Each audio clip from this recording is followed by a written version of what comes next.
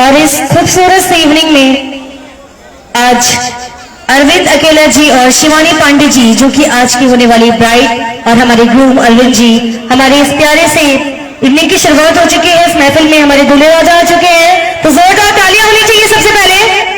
और आइए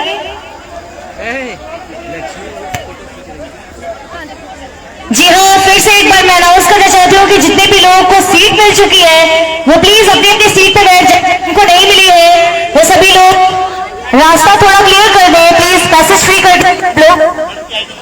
और हमारी ब्राइड आने वाली है, तो प्लीज सभी लोगों से रिक्वेस्ट है कि पैसेज फ्री कर दें। Thank you so much.